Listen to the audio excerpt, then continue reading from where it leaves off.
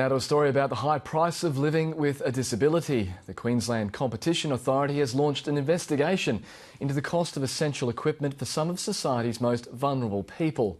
So far, it's found Queenslanders are paying twice as much for disability aids as people in the United States. Elise Worthington has the story. For Tanya Dennis's son Jaden, even the most basic tasks take time. Jaden has a rare genetic disorder and he needs round-the-clock care. The costs to the family add up. It took more than 18 months to raise the money for a new wheelchair. Our wheelchair costs $15,000. That in itself is probably a cost of a car. There's concern that's unreasonable. The state government has ordered an investigation amid claims Queensland families are being slugged twice as much as people in the United States for essential disability aids. Good eating. There are indeed price disparities between the prices here in Queensland and in the US. The key question is why? So wheelchair is $15,000, shower chair $5,000. But the cost is more than just money. The wait for his latest chair left Jaden with more health problems. Cool Stride, we actually paid $1,500 for that. If you're growing out of your chair and you're not seated properly, it causes the spine to deteriorate. When Jaden first got his older chair, his spine was at 22 degrees. At the end of it, his spine was at 45 degrees.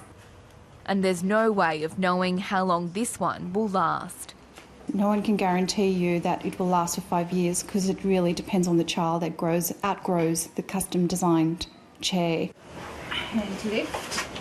And more than 1 in 20 Australians live with a severe disability.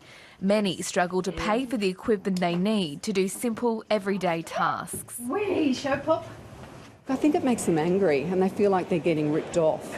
But there's a whole host of things that you have to remember, that when you are prescribing equipment for someone with complex needs, they need to have trials of the equipment, and that costs money. The tricky thing in this analysis is to work out what are legitimate business costs, what are the characteristics of the market that's changing prices, and what might be other factors at work. The country's largest investigation into the cost of disability aids has so far received dozens of submissions. One from a Sydney-based company argued wages in Australia are almost double those in the United States, and in-home trials and modifications are both expensive and time-consuming. It is laughable to try to compare prices in Australia with prices on heavily discounted websites based in the USA, when none of these essential services are included.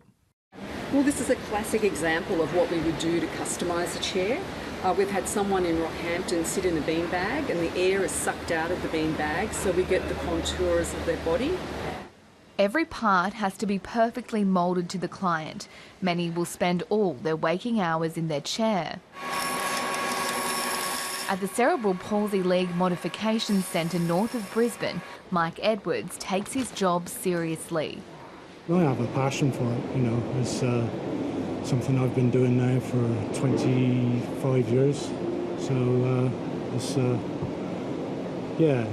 really important job, and for me to get the job done correctly and see the client go home satisfied, that's my satisfaction, job satisfaction. People with disabilities and their support groups have described it as a triumph and life-changing. The NDIS should give families more control, but some are worried it could also drive prices up further. And we're seeing more people being eligible to get equipment. So I think it's important that we make sure that whatever we've got in place in terms of prices, that it's sustainable for everyone.